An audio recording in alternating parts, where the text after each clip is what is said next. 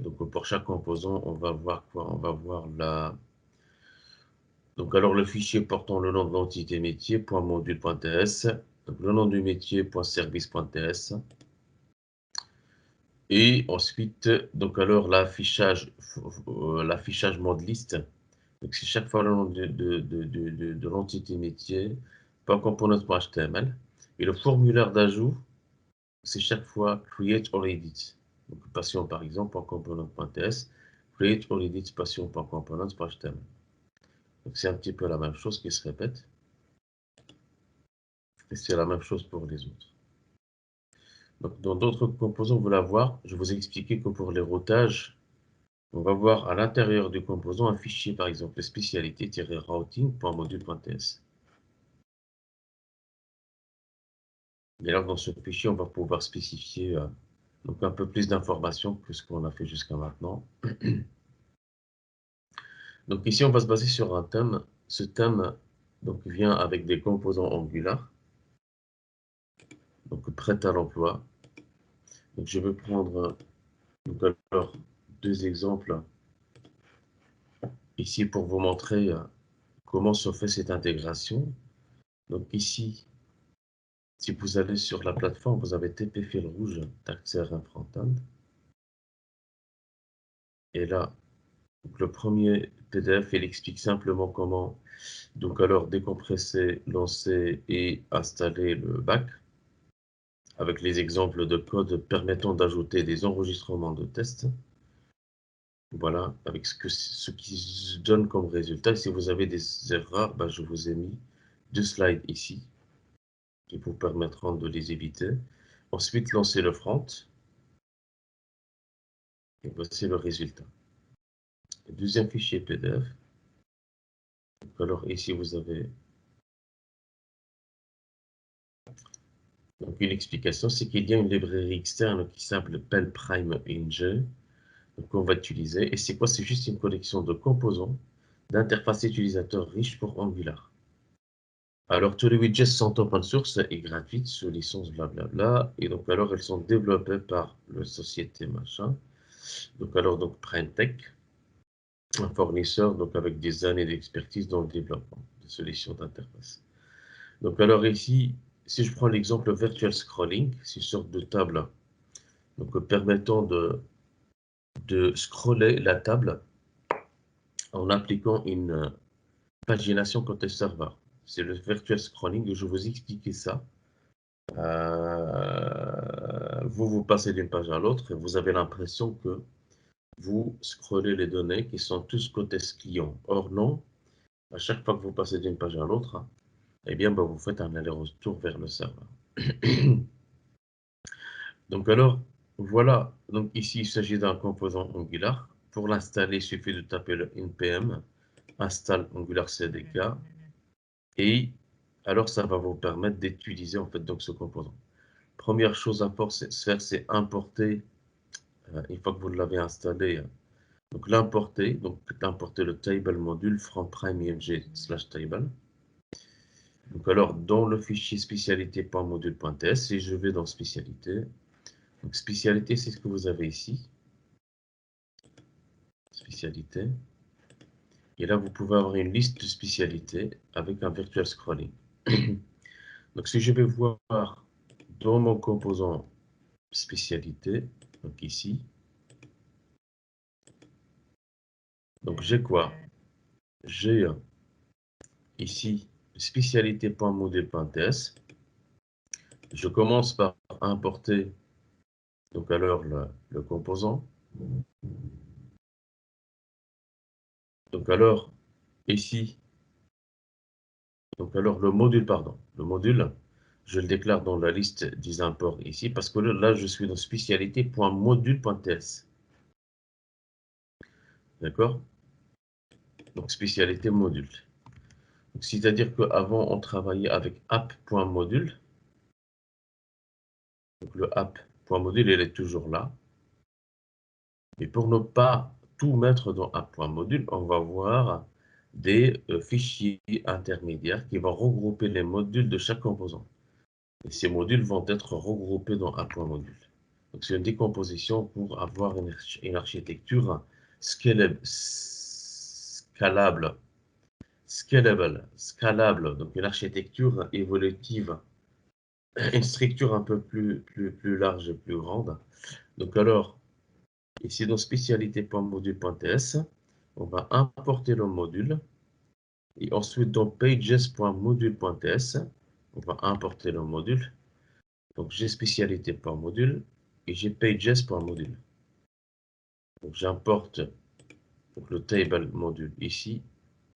Donc, alors, je vais l'importer ici. Tac. Et le pages.module, il va contenir tous les modules qui sont dans le dossier pages ici. Ça va?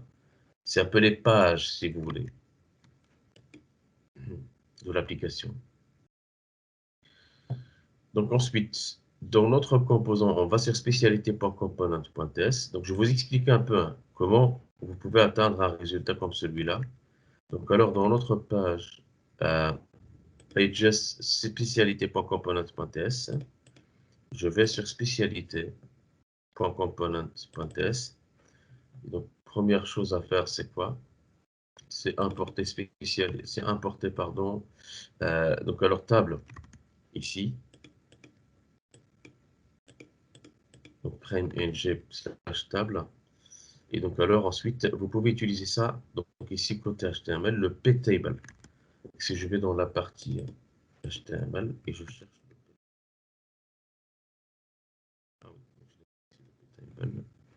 spécialité.components.html. Oui, ici.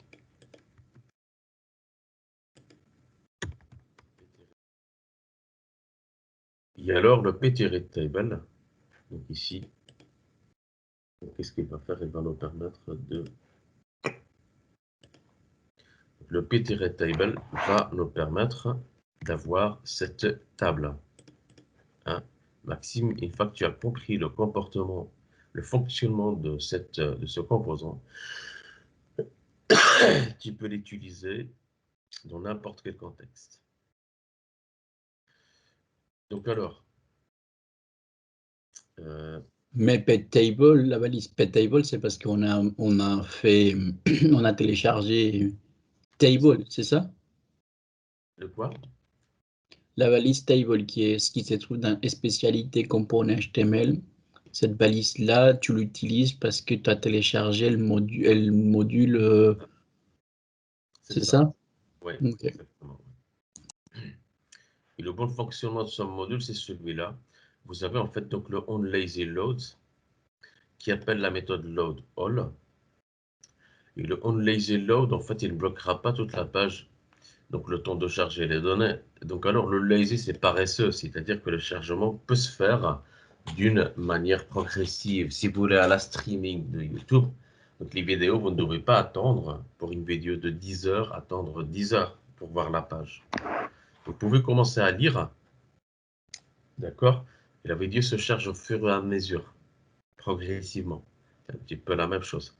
Donc alors cette table, pour l'afficher, donc il va falloir récupérer la liste des spécialités, c'est-à-dire aller chercher cette liste.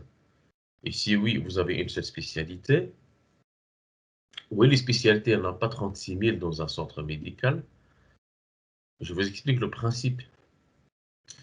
Donc, pour une société qui gère des milliers de clients et chaque client commande entre 10 à 20 détails factures, donc alors ça va faire 30 000 plus ou moins record, hein, ici.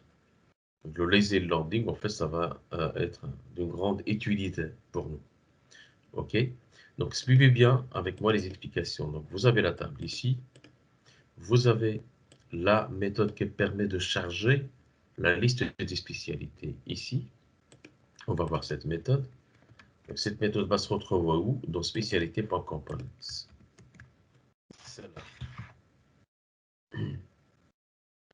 Eh bien, cette méthode, en fait, donc c'est chaque fois la même structure. Hein.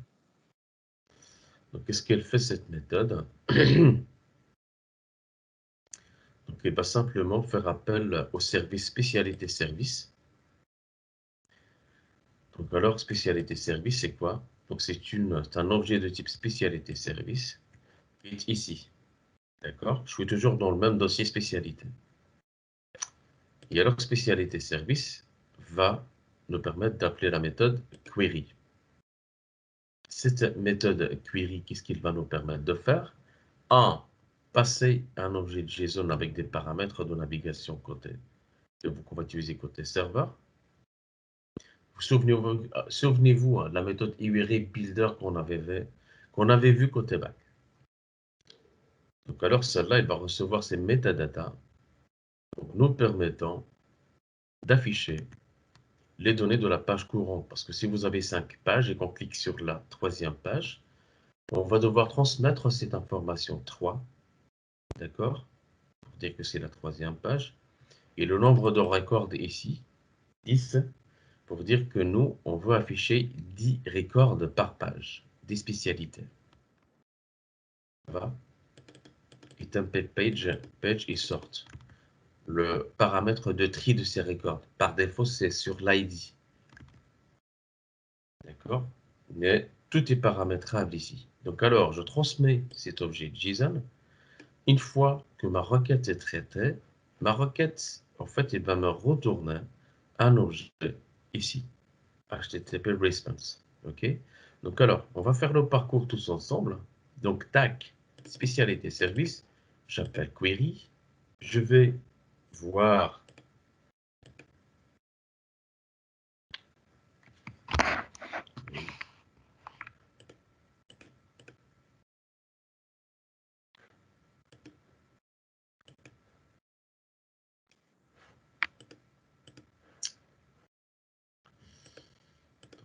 je cherche le...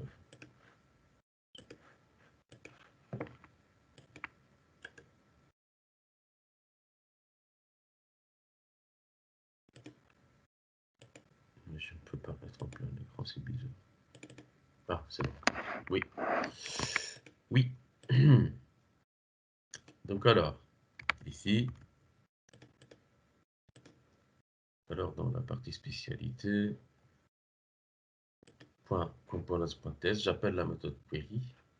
Donc je vais chercher la méthode query ici. Elle est là. Cette méthode query, qu'est-ce qu'elle va faire? Donc alors, elle va recevoir l'objet JSON que je vous ai dit. Et on va utiliser une méthode auxiliaire qui va nous permettre de créer ces options-là ici. Et Eric, donc regarde, c'est ici que la communication entre le back et le front se fait. Eh bien, qu'est-ce qu'on fait? Le this.http que vous avez fait avec moi cette semaine, la semaine passée, .get, .get, i spécialité. Donc, le type de retour, ce sera une liste de spécialités. This.resource URL. Le ressource URL, c'est quoi? Je suis dans la même page. C'est API/spécialité. D'accord? Je pense que ça vous parle un peu.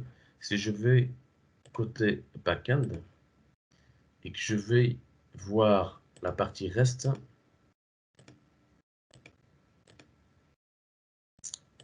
oui Théo, tu suis avec moi. Ça va? Tu vois un petit peu ce que Ouais, je fais oui, là? ça, pour l'instant, ça va. Ok. Donc alors, regardez bien. Donc API/spécialité. Partie backend sur spécialité ressources, API, API/spécialité. Et j'utilise quel verbe? J'utilise quel verbe? Le verbe que j'utilise, c'est quoi? C'est get. Ce n'est pas delete, ni put, ni post. C'est get. Donc alors, get mapping. D'accord? Vous voyez comment la communication se reconstruit. On reconstruit ce protocole de communication avec des codes. D'accord? Donc API, spécialité, get mapping. C'est comme ça que je vais atteindre cette méthode. C'est comme ça que je vais déclencher le lancement de cette méthode get all spécialité. D'accord? Donc alors on passe la main du front, le front passe la main au back. Grâce à quoi? Grâce à cette reconstruction. Donc alors, ressource URL, elle est là. Je regarde Mounir, en profitant que tu es là, dans la ligne 14, tu as mis serveur API URL. Voilà, très bien. C'est ce que je vais vous montrer. Ah, C'est ce ok. que je vous ai montré hier. Donc, serveur API URL. OK. Donc, alors, serveur API URL. Donc, le back a été lancé. Quand on lance le back, donc le back, donc alors il est lancé. Si je vais dans application /dev, vous allez voir que ici, vous avez, en fait, le back est lancé sur le port 8080. C'est localhost 8080. OK? Donc, serveur API URL, c'est quoi? C'est juste une constante qui a été définie dans un dossier utils ici. Et la constante, en fait, ici, c'est celle-là. D'accord? Et cette constante, en fait, elle contient simplement l'URL, donc l'adresse IP vers le backend. C'est localhost 2.8080. D'accord? Si vous mettez ici 9999, vous devez adapter ça ici. Vous mettez 9999. OK? Serveur API URL, vu que je vais l'utiliser dans plusieurs endroits dans mon application, je ne vais pas le hard coder dans chaque spécialité. Comme ça, parce que si je change le numéro du port à un moment donné, donc je vais devoir le changer partout. Je vais devoir le changer combien de fois? Je vais devoir le changer 31 fois. D'accord? Or, le fait d'utiliser une constante comme ça là, je le change une seule fois et c'est changé partout. D'accord? Et alors, j'appelle cette constante ici, je vais la concaténer, la rassembler, la coller avec API spécialité. C'est ce qu'on mettait dans le postman. On tapait l'adresse du serveur, /API, /spécialité. Et bien, c'est ce qu'on fait. Sauf que nous, ici, on pilote ça à partir de l'interface Angular. Et voici ressources URL. Ressources URL, OK. Donc, alors, je vais faire appel à la méthode query, ici. Je vais ensuite spécifier l'URL, donc l'adresse qui va me permettre en fait donc de faire appel, d'appeler cette méthode, celle-là. D'accord? Ça, je ne vais pas expliquer ça, je vous les ai déjà expliqué. Donc alors je vais récupérer, donc avec les informations de pagination, le numéro de la page, with credentials, donc l'utilisateur doit être authentifié, d'accord? Observe, donc response. Donc ici, qu'est-ce qu'on va faire? On va simplement retourner quoi? On va retourner une entity array response type. Et alors, enveloppé dans un observable. Pourquoi? Parce que ici, vous faites votre appel et après, vous vous souscrivez à cet appel. Donc alors, une fois que la réponse est prête et retournée, eh bien, c'est dans cet univers qu'on va pouvoir traiter la réponse, pas après. Ça va? Faites attention. Parce que moi, je faisais cette erreur quand j'avais commencé le truc. Donc ici, si vous faites votre traitement en dehors du subscribe, ça ne marchera pas. Vous aurez null pointer exception. Tu peux reprendre une fois, s'il te plaît, Mounir? Donc alors ici, depuis le début ou bien query Là, les 2-3 minutes, là. J'ai pas bien. Oui, Juste avant subscribe. oui. Donc alors ici, le query, qu'est-ce qu'il va faire? Le spécialité service query, c'est juste une méthode qui fait partie du quad de spécialité service. Donc alors, ici, je vais dans spécialité service et je vais chercher la méthode query. La méthode query, elle est là. Qu'est-ce qu'elle va faire cette méthode? Elle va simplement communiquer avec le back-office. À chaque fois que vous voyez donc this.http, .get ou bien put ou bien post, eh bien là, vous allez quitter le front et vous allez passer la main au back avec les paramètres que vous avez ici. Vous allez transmettre en tant que params et vous exigez que l'utilisateur soit authentifié en spécifiant l'URL du serveur, du back-office, du back-end.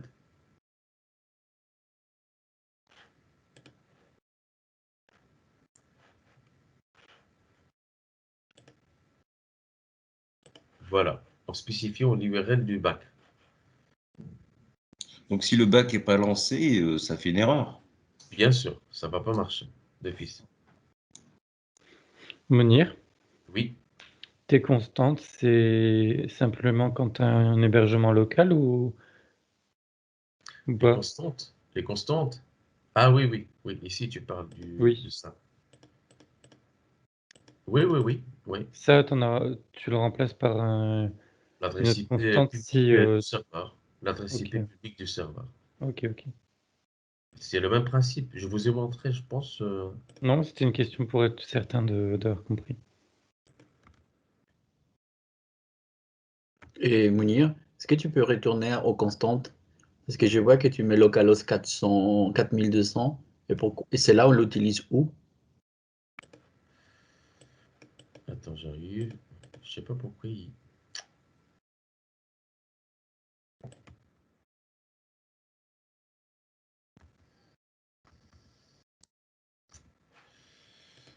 Je pense que je les ai ici. Je vais sur un de nos serveurs de production.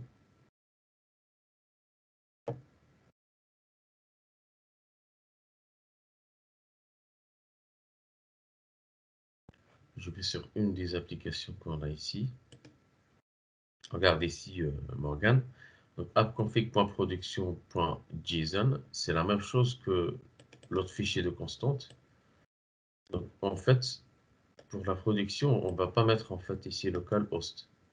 Ici, on va mettre l'adresse publique, soit alors une adresse IP, soit un nom de domaine que nous, on a acheté, tu vois. D'accord. Et pour le appconfig, ça, c'est la version de développement. Là, tu as localhost de 0.5000 par exemple. Ok, Voilà. Comme ça ça, marche, tu as je deux vois. fichiers de config en fait, et voilà, tu peux jongler entre les fichiers. Ok, ça marche, merci. Voilà. Pam, pam, pam. Tac. Oui, peut-être ça n'a rien à voir, mais une petite parenthèse. Donc, avec la toute humilité du monde, donc alors notre site a été piraté hier, digital.be, avec un malware, et on est en train de régler ça. Pourquoi je vous montre ça? Pour simplement vous sensibiliser. Donc, elle a été piratée, maintenant ça va faire donc 2017, 18, 19, 20. 5 ans, il n'a jamais été attaqué. Et hier, ben voilà, il a été attaqué, on est en train de régler le problème. Oui, pourquoi je vous montre ça encore une fois, c'est pour vous montrer qu'on n'est jamais à l'abri. Il faut que vous preniez la sécurité au sérieux, ça va? Et ça ne rigole pas. Ça ne rigole pas. Donc alors, je ferme la parenthèse, je reviens sur l'application, je continue. Donc alors, quelqu'un allait dire quelque chose? Peut-être non. Je continue? Ok, je continue.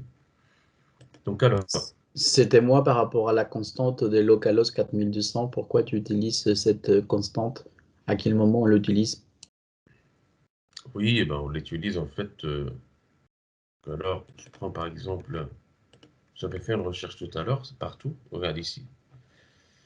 Donc dans tous les services, hein, tu vois.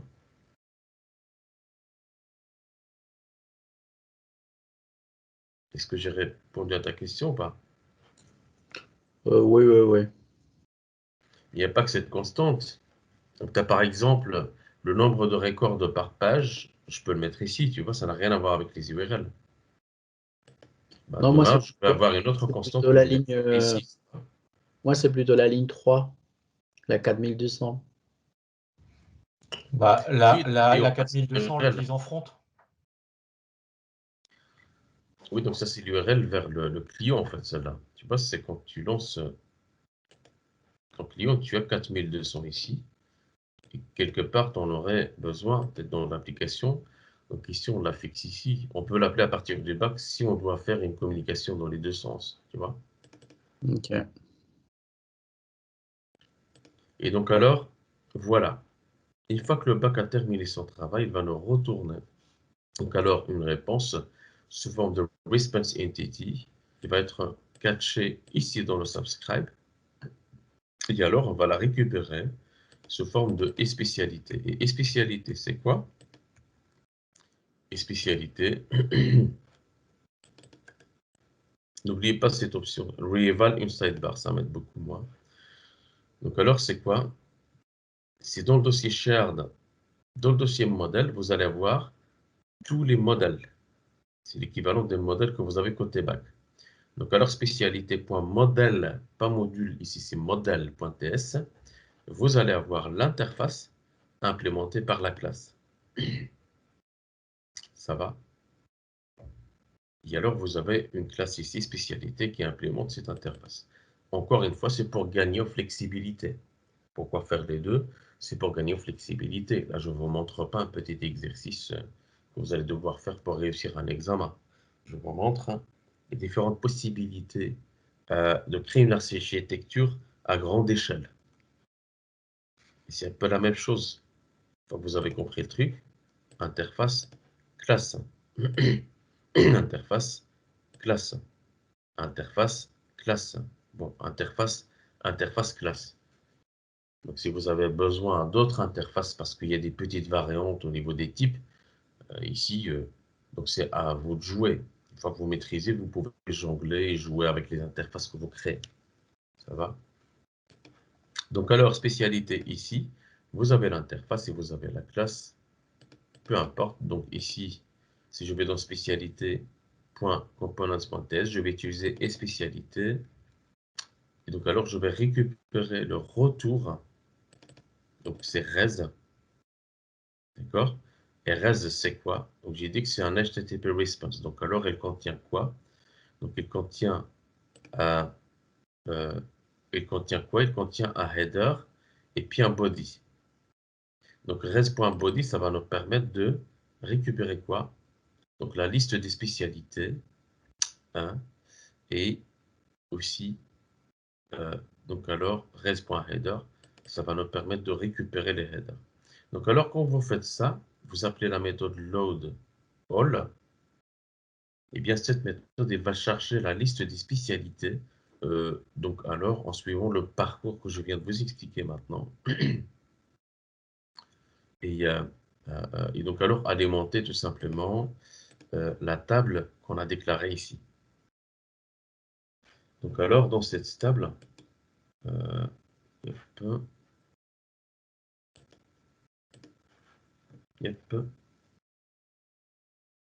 donc, si je regarde un peu, je continue mon explication dans spécialité.component.ts. Donc, vous avez vu que vous avez la méthode paginate spécialité. Paginate spécialité, elle est là. D'accord? Paginate spécialité, elle est là. On va lui passer le body et puis le header. Hein? Donc, le body d'office, c'est une liste de spécialités. Vous voyez ici? Data, type, e-spécialité. Et puis les informations du header. D'accord?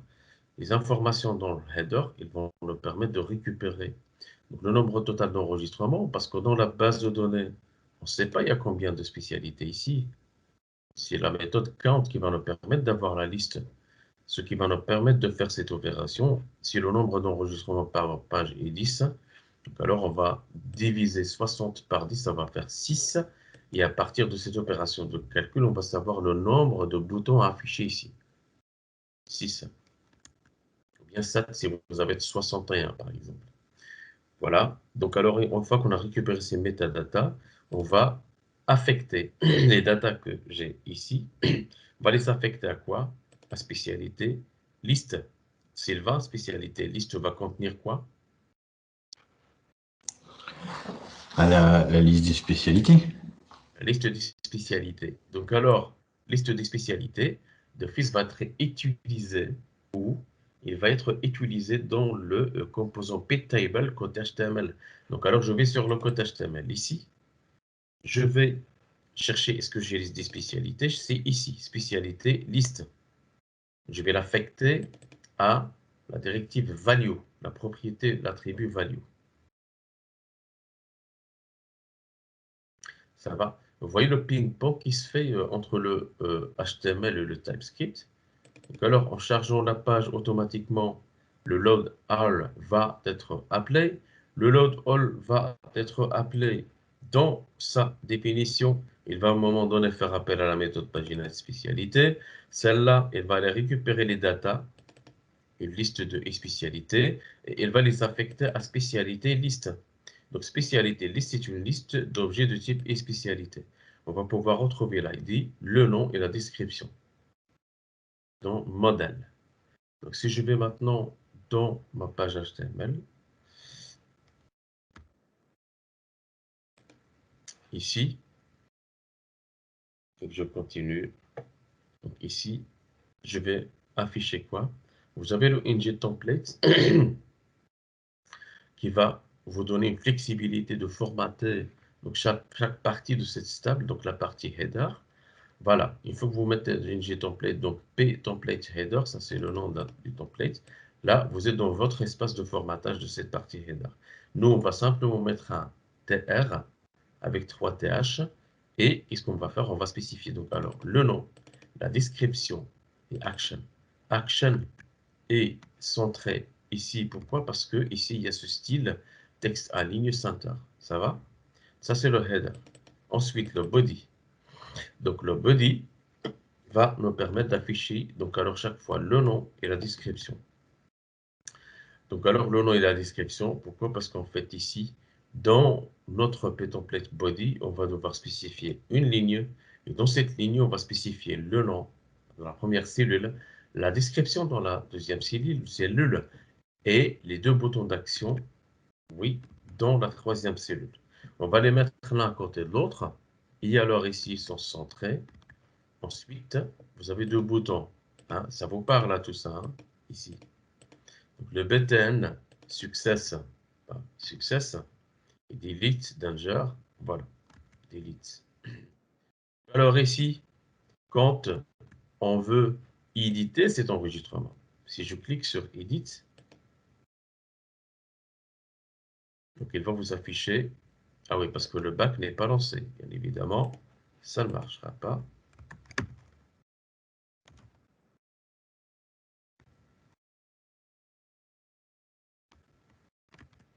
Quand vous cliquez sur edit, vous allez voir un formulaire vous permettant d'éditer une spécialité.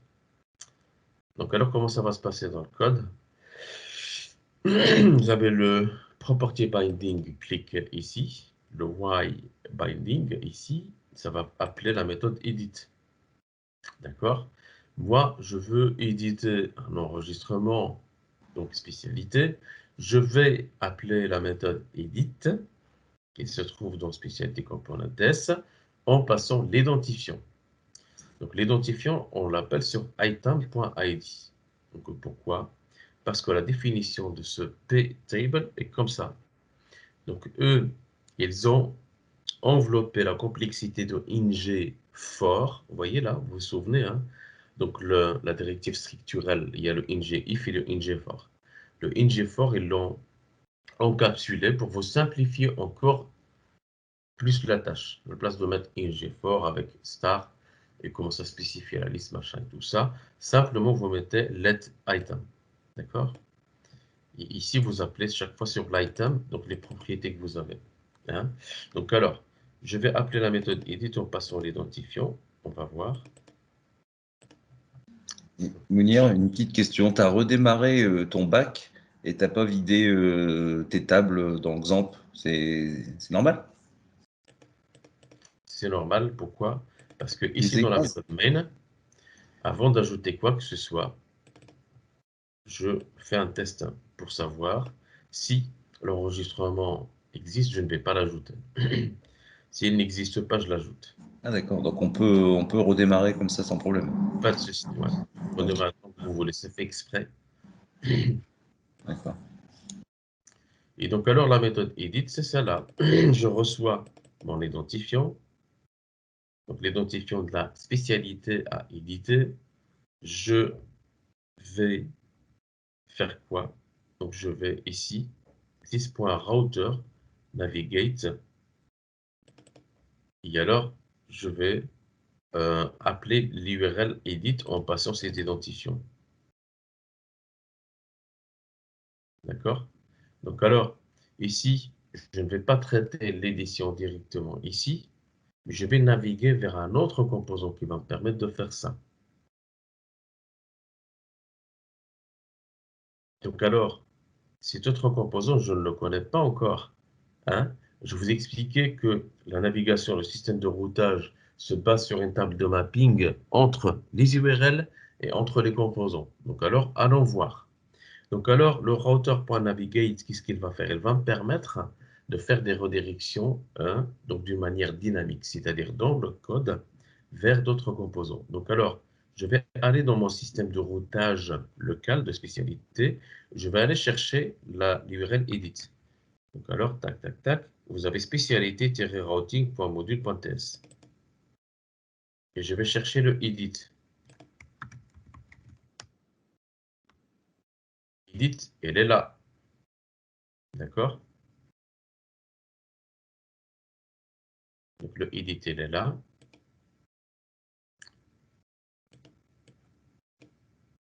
Donc le edit, il est là. Je vais passer l'identifiant, l'ID. L'ID est là. Et qu'est-ce qui va se passer? Je vais être redirigé vers quoi?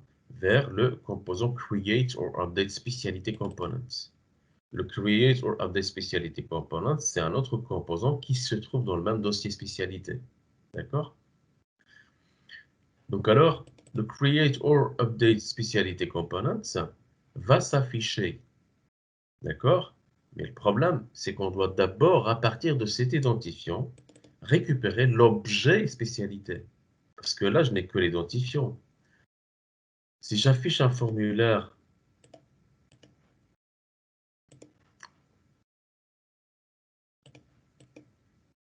il va me redemander de m'identifier.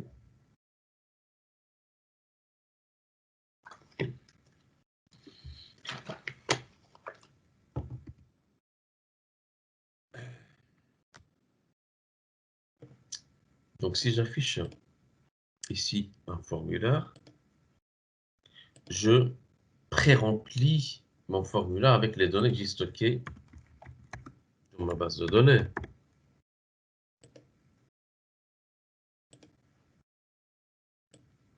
Description.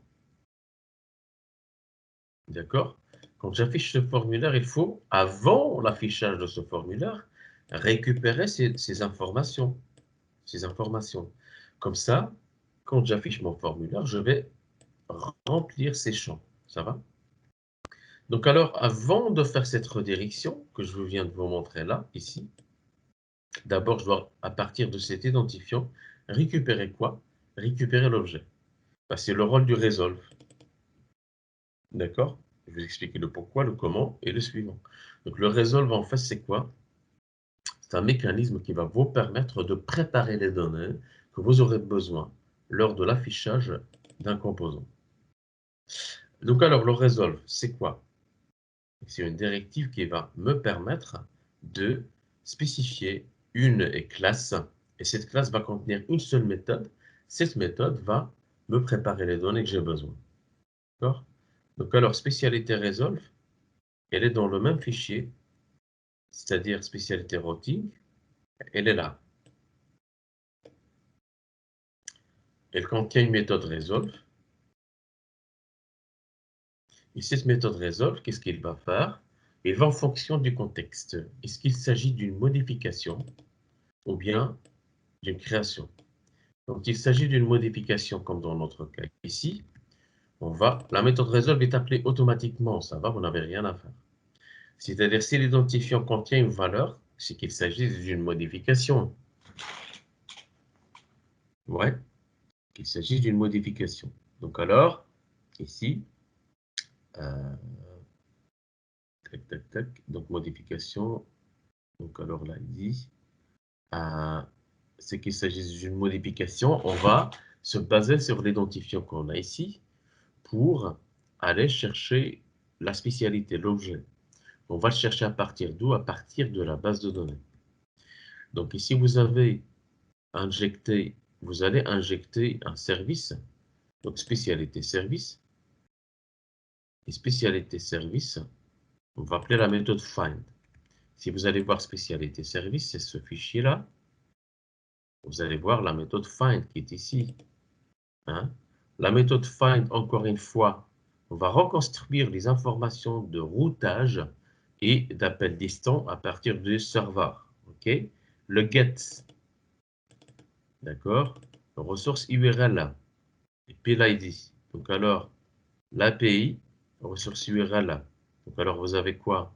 Donc localhost 80-80. Première information.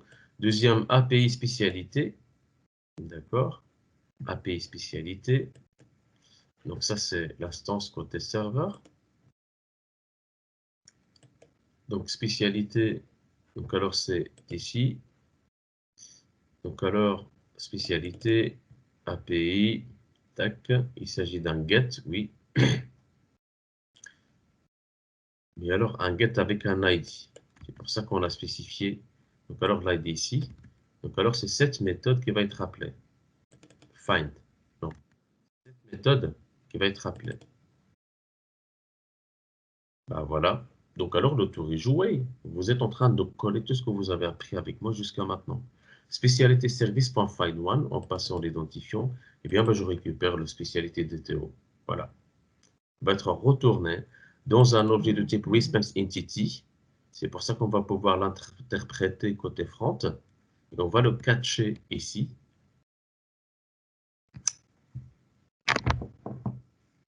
Parce que là, la méthode find va nous retourner quoi? Un objet entity response. Ça va? Et cet objet entity response va être capté. C'était où? C'était dans spécialité component.ts. Non, ça va être capté. Donc, create already spécialité, c'est ça? On n'a pas encore vu ça. Donc, alors, j'ai perdu le fil. Donc, ici, on était là. Donc, alors, edit. Il va appeler, il va naviguer, voilà. Il va naviguer vers le composant create or edit spécialité components. On va voir le système de routage. Et dans ce système de routage, on avait dit quoi? On avait dit qu'avant d'afficher le formulaire, il va falloir chercher l'entité spécialité avant l'affichage du formulaire. Et vu qu'on est dans un contexte d'édition, donc l'ID sera différente de nul. Donc pourquoi elle sera différente de nul? Parce que lors de l'édition d'une spécialité, on passe l'identifiant. Donc elle ne sera pas nulle lors de l'édition. Donc vu qu'il ne sera pas nul, ici, il va entrer dans le if.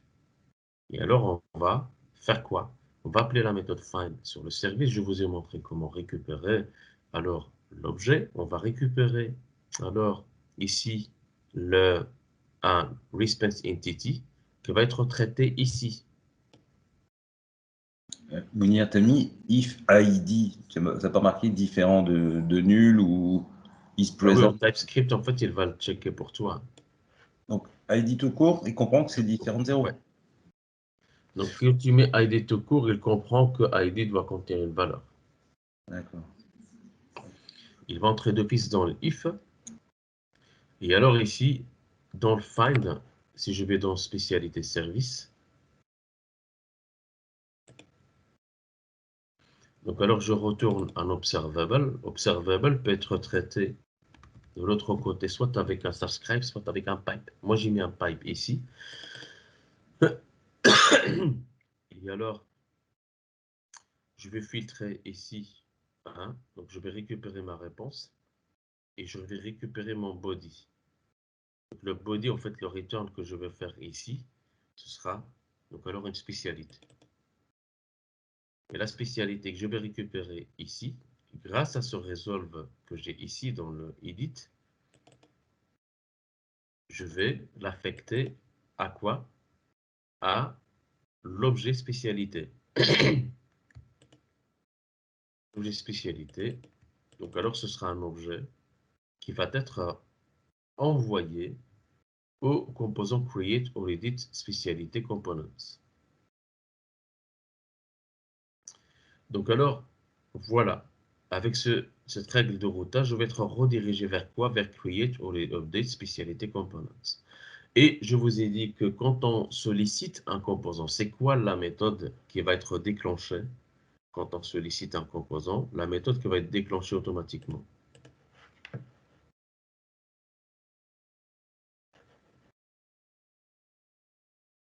Sébastien, à vous. Oui. Quand on sollicite un composant à partir d'un système de routage, c'est quoi la méthode qui va être relancée automatiquement? Je vais dans mon composant ici. Lorsqu'on sollicite à partir d'un système de routage. Oui, donc quand tu accèdes en fait à un composant, il y a une méthode qui est appelée automatiquement. Tu n'as pas besoin de l'appeler manuellement. C'est parce que ça a été programmé comme ça. Ouais, c'est quelque chose qui se lance de manière automatique. For route. Bah, normalement, ça devait être dans les. Bah, en fait, c'est Ah. implémenté à route, du coup. La méthode, c'est pas C'est au juste init. implémenté avec route. C'est la méthode ng-on-init. Ah, c'est ce que je viens de dire. Ouais, c'est ça. Donc c'est celle-là qui est appelée automatiquement. Non, on ne l'appelle pas automatiquement partout. C'est juste dans Creator Edit spécialité. Enfin, on l'a pas mis partout. Bah, chaque composant contient cette méthode. Et alors, dans cette méthode, tu mets la logique que tu veux déclencher avant l'affichage du composant. Et en Et puis après, on l'occurrence fait ici, le ng destroy si jamais on a un souci, enfin, qu'on veut, on va tout supprimer.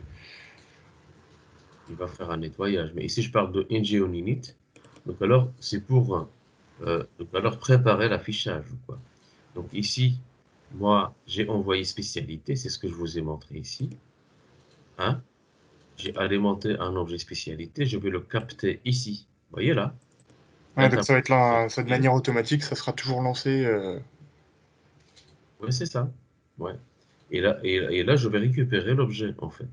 Du coup, on va toujours, Ça- si on veut lancer des trucs de manière automatique, on le met toujours dans le ng onInit. Toujours. Oui, avant l'affichage du composant. Ouais.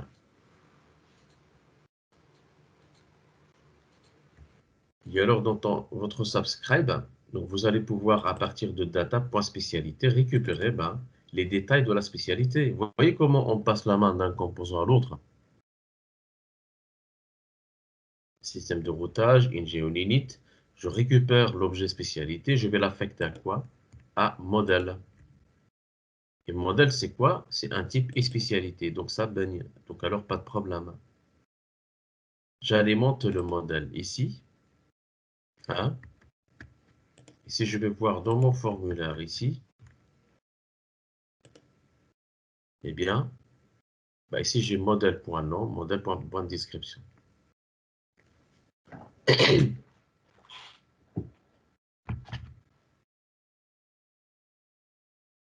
Ça va, vous voyez un petit peu? Chaque fois, puisqu'on utilise l'interface. Le quoi? Pourquoi on a déclaré une classe alors qu'à chaque fois on utilise l'interface? Parce qu'en fait, on programme pour aujourd'hui et pour demain. Donc ici, tu vas utiliser l'interface, mais pas forcément la classe.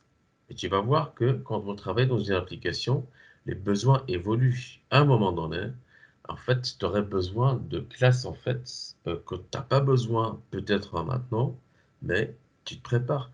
Donc pourquoi côté back, en fait, on a les interfaces et les classes à chaque fois? On a la liste des interfaces et leur implémentation respective. Maintenant, avec le front, on essaye d'aller vers la même architecture, tu vois. Ouais, mais dans le bac, on a des méthodes dans nos classes. Tandis que les classes, c'est vraiment juste des attributs. Oui, c'est ça. Mais tu te prépares pour des évolutions futures. Ok. C'est juste au cas où, quoi. Oui, voilà, c'est ça. Parce que n'oublie D'accord. pas, un bon développeur, c'est un développeur qui développe pour aujourd'hui et demain, ça va? Il faut prévoir un peu. Il faut prévoir un peu le coup, quoi.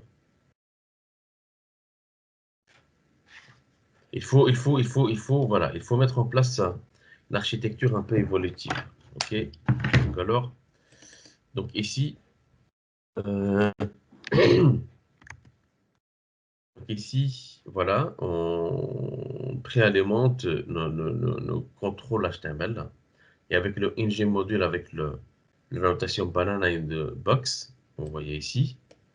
Donc alors, on va mettre en place un système de communication dans les deux sens, le two-way binding.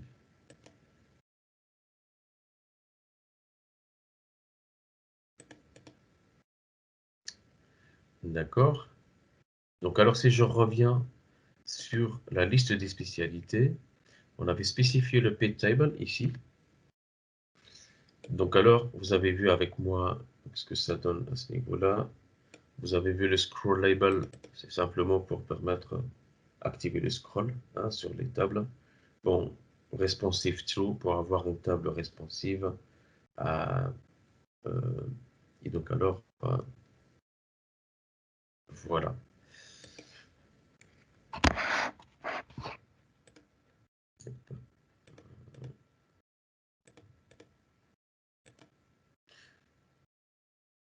Ok, donc alors, je vais vous montrer un deuxième composant.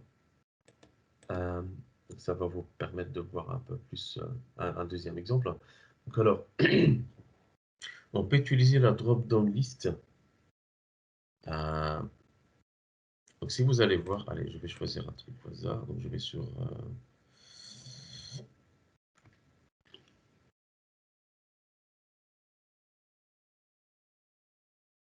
Donc alors, je vais choisir quoi? Donc la liste des spécialités. Médecin, voilà, par exemple. Ajouter un médecin. Vous voyez cette liste déroulante? Donc vous avez vu comment fonctionnent les listes déroulantes, mais vous n'avez pas eu l'occasion de voir une liste si sophistiquée comme celle-là, qui va vous permettre de faire des recherches instantanément. Eh bien, c'est ce qu'on a utilisé nous ici.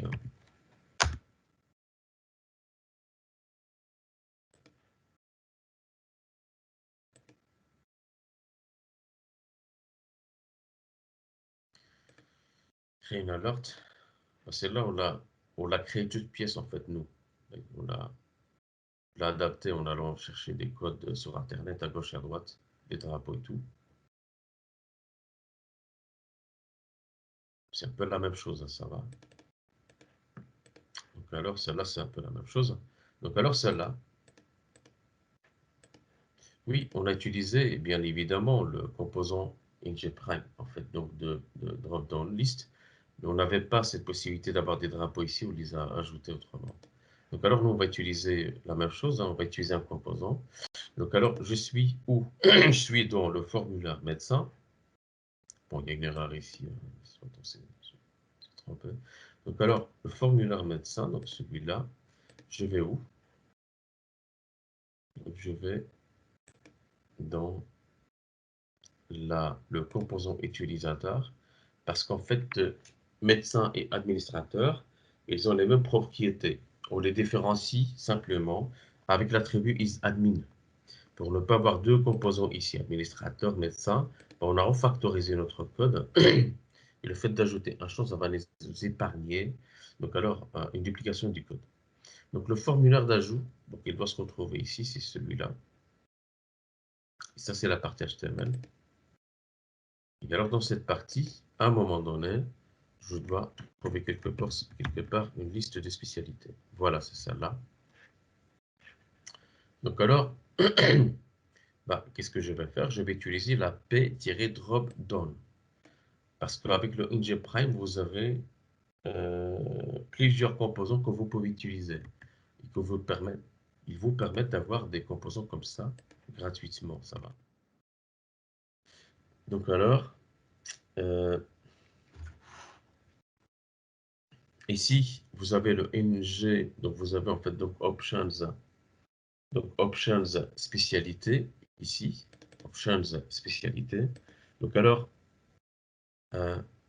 dans options spécialité, donc alors ça c'est, normalement je dois mettre un S ici. Ouais. Donc spécialité est alimentée à partir d'une méthode quelque part ici. J'ai spécialité ici, ben voilà. Donc c'est une liste de spécialités. Vous voyez avec moi ici. Si je vais voir où ça a été alimenté, eh bien, Sébastien Abou, le ng init, quand il est voilà, elle est Oui. là. Donc ce bout de code va être déclenché automatiquement. Le this.load spécialité va être appelé automatiquement, c'est-à-dire avant l'affichage de mon formulaire qui est vide, qui est à la base destiné à me permettre d'ajouter un médecin. Eh bien, moi j'ai besoin déjà de faire un aller-retour vers la base de données pour récupérer la liste des spécialités. Donc en fait, on Ça, sert de Engine Init qui est comme un programme d'initialisation qui se lance automatiquement à chaque fois et pour aller ça. faire les recherches, quoi. Les trucs récurrents, les trucs qu'on a besoin de faire. C'est ça, oui. Et alors, c'est ce que tu vois ici. Quand tu Peut-être n'importe quoi Voilà. là-dedans quand même. Je veux dire, fin dans le engine, pour la sécurité, tout ça, on doit faire attention à ce qu'on met, non? Bien sûr, ouais. Donc, il faut que tu sois critique par rapport à ce que tu implémentes. Il faut que tu saches que c'est un code qui est lancé donc alors à chaque fois avant l'affichage de la partie HTML de ton composant.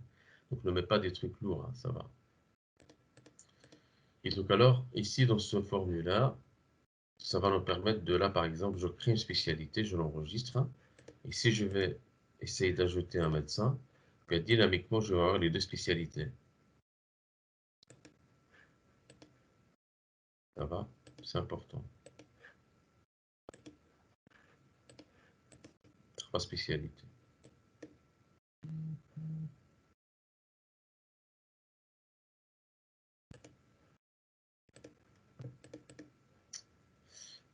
Voilà, donc le lot de spécialité donc, va nous permettre de quoi? De simplement, à partir du service spécialité service getAsList. Donc le getAsList, ben, vous l'avez compris, c'est une méthode, donc alors côté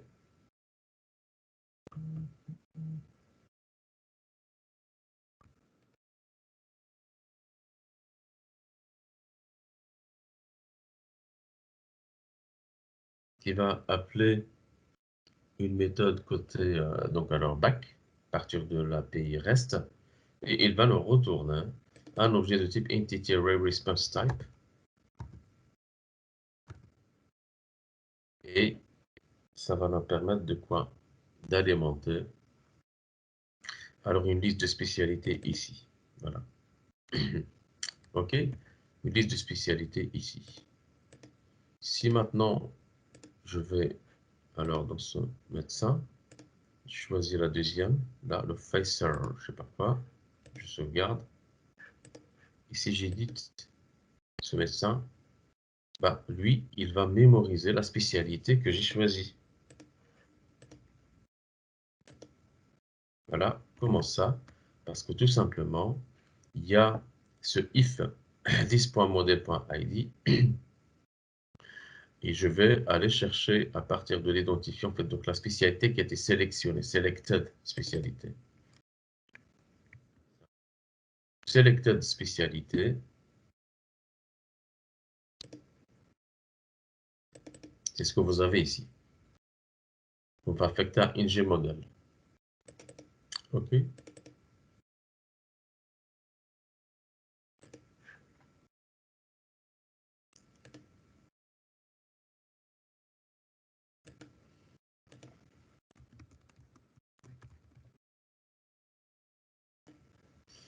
On va affecter à ngModel.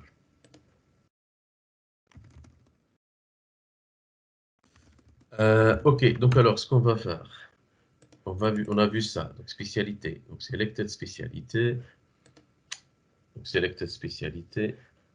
Ensuite, vous avez donc alors le système de filtrage, le filter true. C'est pour ça que vous voyez ça,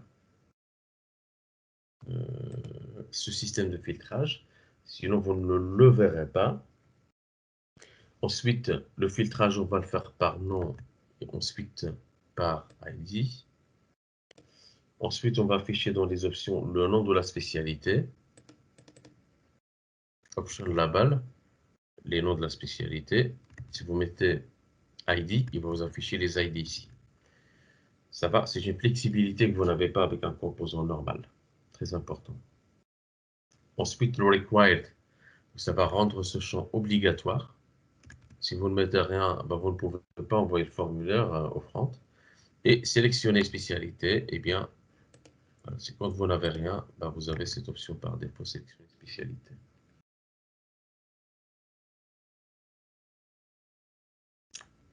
Voilà. Et donc alors tout ça grâce à ce composant qui a été réécrit par ngPrime et qui enveloppe simplement donc la drop-down list de Bootstrap. Ça va?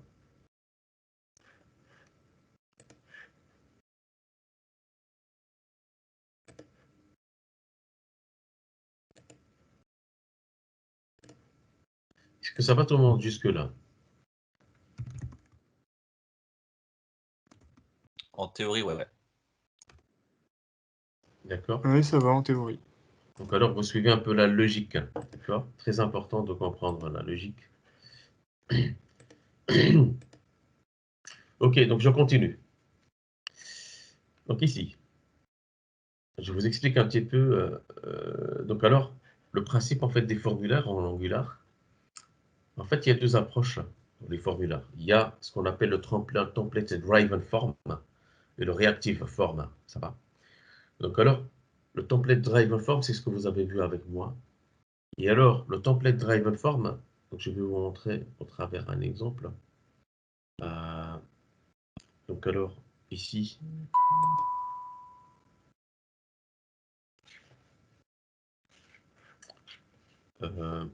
permettez une seconde, excusez-moi. Voilà, c'est un peu urgent. Ok. Donc alors, pour les driven form, c'est ce que vous avez vu avec moi jusqu'à maintenant. Je reste dans l'exemple spécialité. Ok. Donc je vais dans la liste des spécialités. Donc quand je clique sur ajouter, donc vous avez ce formulaire ici avec un login et un mot de passe. Non, je vais plutôt choisir un formulaire un peu plus compliqué.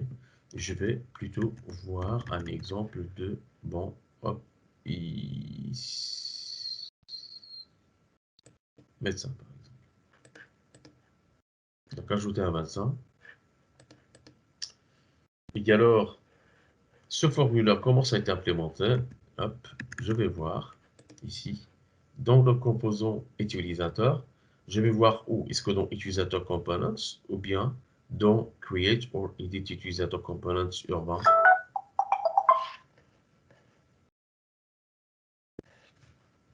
Urbain, tu m'entends?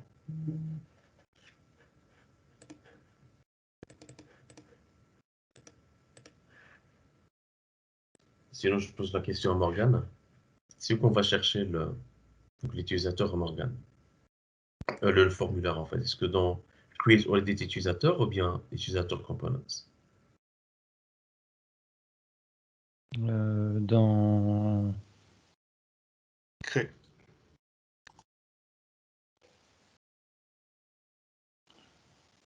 dans utilisateur component. Donc alors, On te cherche un utilisateur créé ou un utilisateur qui a déjà été créé? Enfin, qu'on vient de créer ou qu'il est... S'il est créé, on va le chercher dans utilisateur component. parce On qu'on l'a aimerait stocké voir déjà. le code de cette page tout simplement. Le code de cette page se trouve où? Ah, dans creator edit utilisateur. Voilà. Donc creator edit utilisateur, voilà, components. Je pense que c'est le formulaire qui contient les informations d'un utilisateur. Non, non, c'est voilà. Ouais, moi aussi, je l'avais compris comme ça. Ok. C'est moi qui ai mal posé la question. Et donc alors, On a mal compris. alors ici, voilà. Donc alors, regardez. Ça c'est le formulaire. Ça va? C'est celui-là. Et alors dans ce formulaire, quand vous appuyez sur le bouton donc enregistrer, par défaut, elle est disabled. Ça va? On ne peut pas cliquer. Pourquoi? Parce qu'il y a des champs qui sont obligatoires ici qui ne sont pas remplis. Tant mieux, parce qu'on n'a pas besoin de faire un aller-retour et se dire « Ah oui, vous avez oublié le champ X ». Ben, on ne sait rien faire, on est bloqué. Donc alors, ici, comment on arrive à avoir ce genre de confort côté interface qui va nous permettre d'avoir un user experience utilisateur réussi avec un mécanisme que je vais vous expliquer là maintenant. Donc, mais avant cela, donc alors le bouton enregistrer est lié à une logique de sauvegarde. Grâce à quoi? Grâce à ce ng submit save. Ça va? ng submit save. Le save que vous avez là, si je vais voir ici, donc alors c'est la méthode save qui va simplement sauvegarder l'utilisateur en appelant soit alors la méthode create ou bien la méthode update sur le service utilisateur service. D'accord? Voilà. Donc ça c'est pour gérer la soumission du formulaire. Ensuite, vous avez le utilisateur form ici. Donc alors avec la directive ngForm. Et qu'est-ce qu'elle fait cette directive? Il va créer une sorte d'objet lié à ce formulaire ça s'appelle forme groupe, à un niveau supérieur, il va le lier avec l'élément HTML ici, donc pour suivre la valeur du formulaire agrégé et l'état de la validation. Donc alors, c'est pour avoir la main sur le processus de la validation des données encodées, si vous voulez, ici. Et utilisateur forme, il a été utilisé ici, ou ça, dans le bouton de validation, de ce bouton enregistrer. Vous voyez, là, enregistrer, ça c'est le bouton qui est ici, qui est disabled. Grâce à quoi? Grâce à ça, un mécanisme de validation de tous les champs. Donc alors, donc alors ici, je reviendrai sur ce bouton ici, d'accord? Mais d'abord, je vais vous montrer simplement, je sais pas, je prends un petit exemple sur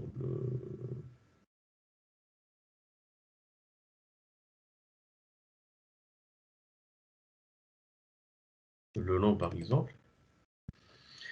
Donc alors ici, donc vous avez le form group, donc ici, donc vous spécifiez votre label, le call 6 ça vous parle, et ensuite donc le input avec le for qui est lié avec le input ici, d'accord?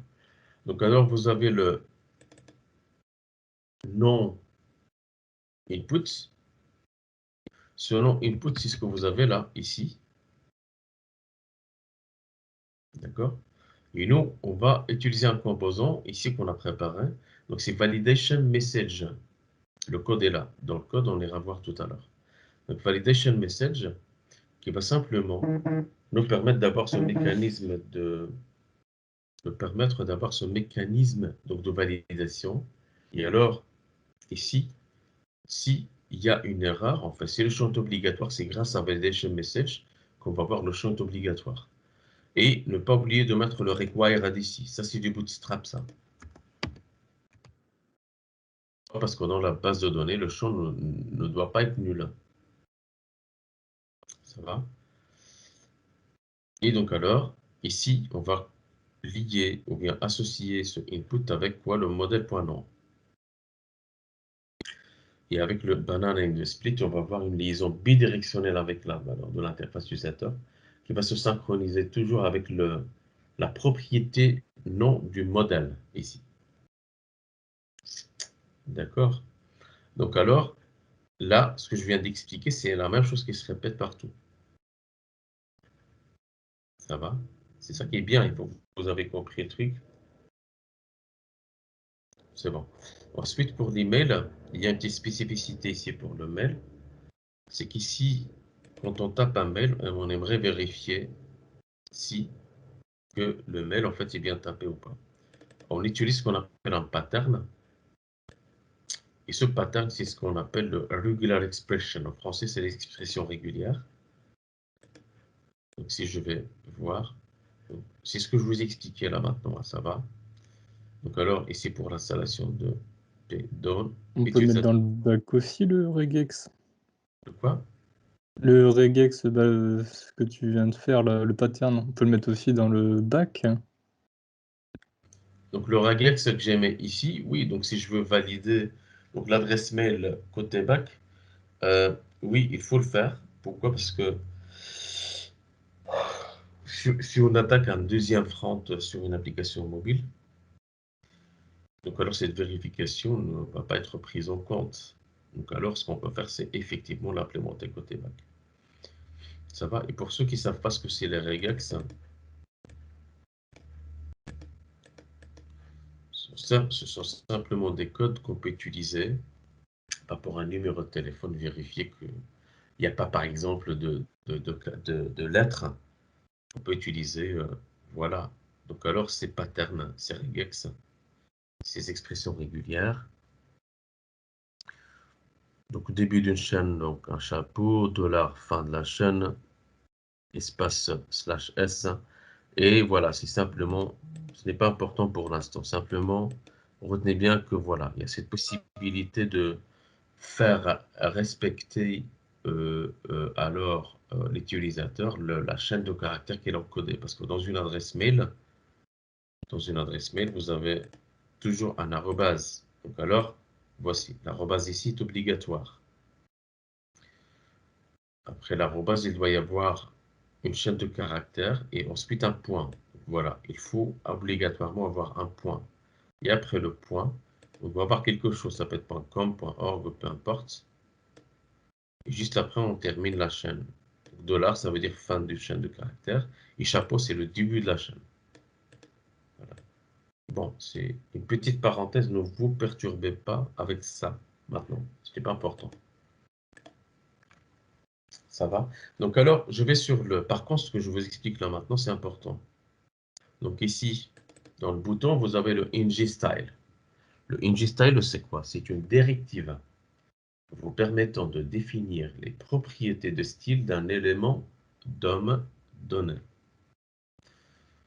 Donc alors, ici, on peut d'une manière dynamique, bien sûr. Et ici, dans cette instruction, qu'est-ce qu'on a fait? Ben, on change le style du pointeur. Donc, si le formulaire n'est pas valide, on va afficher le not allowed. À la place du pointeur, on va afficher le not allowed. Donc, utilisateur forme, c'est ce que je vous ai expliqué tout à l'heure ici, c'est celui-là. Et c'est celui-là, en fait, qui doit être vrai si tous les champs sont valides et ils sont respectés. Donc, les valeurs respectent un peu les contraintes. Donc, alors, c'est d'où le not allowed que vous avez là. Voilà, vous voyez, ici. Par contre, comment désactiver le bouton si le formulaire donc alors n'est pas valide? C'est simple en fait, parce que ici, vu que vous avez un champ qui vous permet On fait ça en HTML ou pas? De quoi? Désactiver quand le formulaire n'est pas valide dans les champs. C'est avec de l'HTML, mais avec une logique derrière. Vous avez la propriété utilisateur format qui nous indique si le formulaire est valide ou pas. Eh bien, il suffit juste de tester. Si utilisateur form.form.valide avec le point d'exclamation, s'il n'est pas valide, eh bien, je vais retourner un true. Le true va être retourné à quoi? À disabled. Vous voyez? La propriété, l'attribut disabled. D'où la désactivation dynamique. Si maintenant on remplit ce formulaire, et on spécifie une spécialité, et hop, vous voyez, elle a été réactivée, et on a quoi? Le pointeur à la place.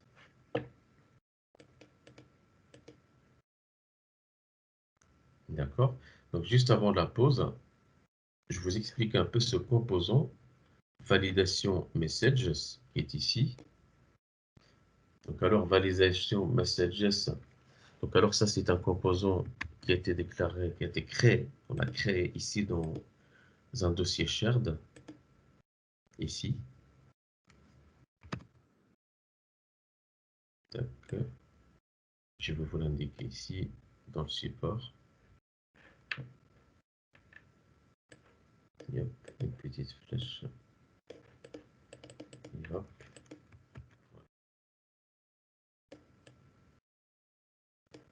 Oui, donc alors, hop, donc c'est un composant qui a été donc alors créé ici, tac,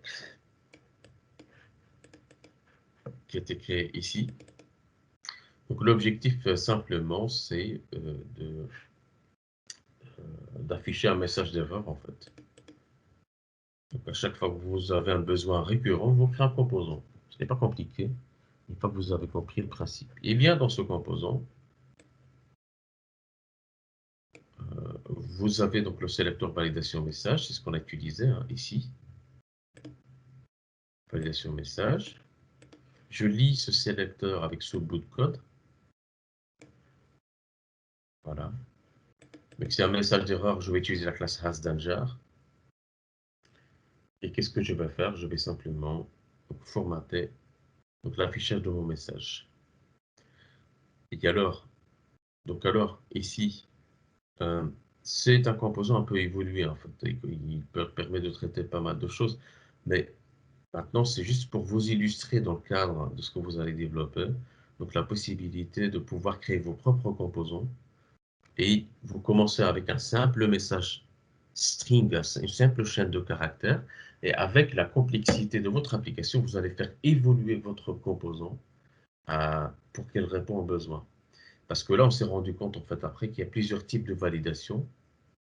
Et on s'est dit que, oui, pourquoi pas, créer un tableau qu'on va appeler standards, donc error defs. Et alors, pour chaque type de validation, on va avoir un objet JSON qui va contenir error. Donc là, ce serait le type de l'erreur, ici. Et error text, la description des messages qu'on veut afficher sur le formulaire. Donc alors, ce sont les différents types de validation. Et alors, on appelle ces types en fonction du message d'erreur à retourner. Donc si je reviens ici donc, sur mon... c'était donc utilisateur, ouais, ici. Donc alors si je reviens ici, tac, tac, tac, donc c'était où?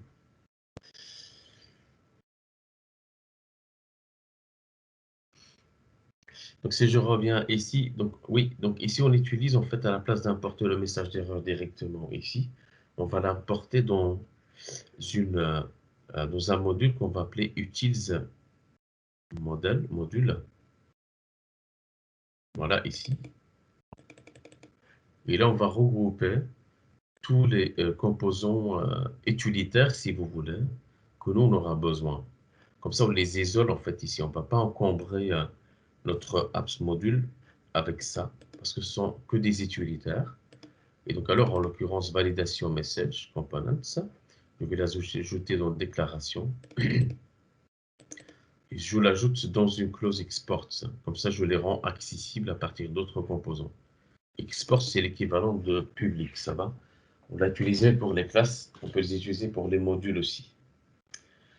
Voilà. Et donc alors, une fois que vous les avez ajoutés ici, vous pouvez maintenant aller dans utilisateur, non pas utilisateur components, mais dans quoi, oui, dans app modules. Donc ça c'est app modules pages.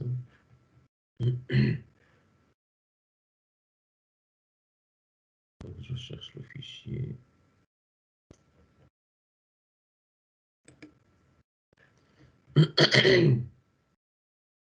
Dans app module.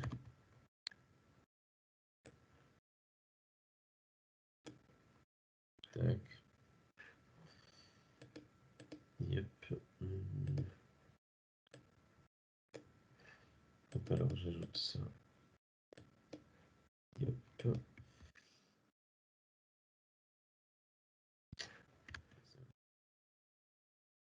Ça.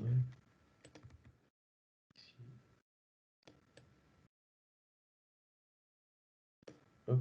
Donc alors, on peut ajouter ici donc utils module et alors l'importer et c'est bon. Donc ici, votre composant validation message est accessible partout dans votre application.